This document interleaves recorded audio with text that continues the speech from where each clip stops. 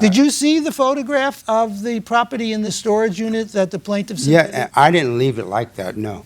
Did you take it personally to the Yes, storage? I did. The photographs that you submitted do not reflect how the property looked when you opened up the storage door to see it. Am I correct? Yeah, and I see here that... Am I correct? You moved the property, did you not, to see what was damaged? He took the picture before he put the trash bags in there. When I saw it, when I opened it, it looked like what I showed. But when I'm looking at these pictures, not even half of my clothes are in the pictures that he took. Have you looked at that, Mr. Hobbs? Yeah, I didn't leave her storage like that. The photos that she's showing as evidence have been doctored. They've been altered.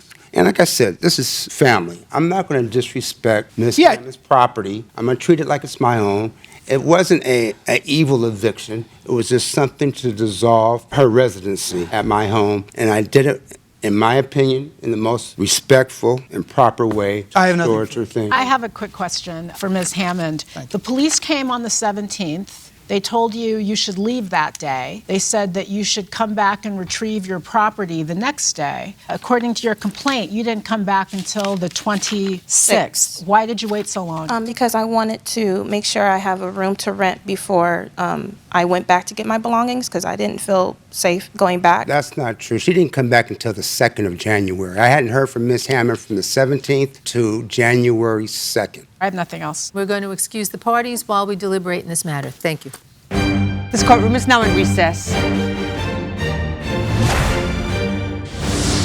There's a lot of stuff going on here between the two of them. I think that there are parts of the truth in both parts of their testimony. With respect to the claims, I mean, on the countersuit, if hers had been a frivolous call to the police, I would consider a claim of pain and suffering, but it wasn't. Thank goodness she called the police, because the thing would have escalated even beyond where it was. I would consider compensating him for the storage. I think she waited too long to get it. She should have come back the next day to get it. It was clear she couldn't continue the tenancy. As to her complaint, I'm not willing to dig through pictures of clothes and storage where I don't know when the picture was taken. I suspect that some of those pictures of the clothes thrown about were after she opened the bags to see what she had. I don't see any damage that would warrant holding him liable for it, especially when she waited beyond the 24 hours to retrieve her things. I would dismiss her complaint in its entirety. I would dismiss her complaint in its entirety as well. I don't think she met her burden with establishing that any of the damages to her property were caused by him. In fact, some of the photographs belie that position. One earring is kind of detached, and some of her jewelry was not all intact, and I just wasn't comfortable thinking that it occurred because he threw jewelry. He took pains to put things out in a particular order. I don't think he would have done that. So I would dismiss her complaint.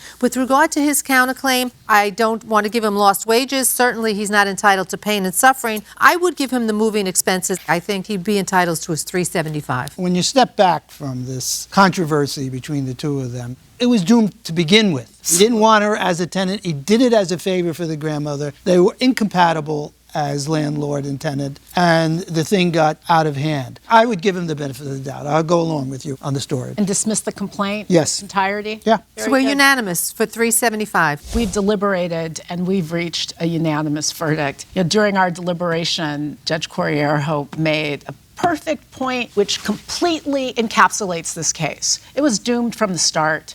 You've got a landlord who clearly doesn't want you there. Things escalate. I'm going to start with your counterclaim, sir. With respect to the claim for lost wages, look, when you get into it with people and you have to go to court, that's just something that happens unless you can prove that the lawsuit was brought with a bad faith basis. And we don't think there was a bad faith basis for her claim. You brought a claim for pain and suffering based on her inserting the police into the situation. The police needed to come because you needed to get her out of there. We are going to order the plaintiff to compensate you the $375 that you paid for storage. That was your property. It was your responsibility, ma'am, to get it out of there. It should have been you calling the storage company and having it moved into storage. Clearly, the tenancy was over. As to your complaint, Ms. Hammond, we're dismissing it in its entirety. You haven't proven your burden of demonstrating that he's responsible for any damage to your property. The judgment in this case is in favor of the defendant on his countersuit for $375. Your complaint is dismissed, but we really do wish both of you the best of luck.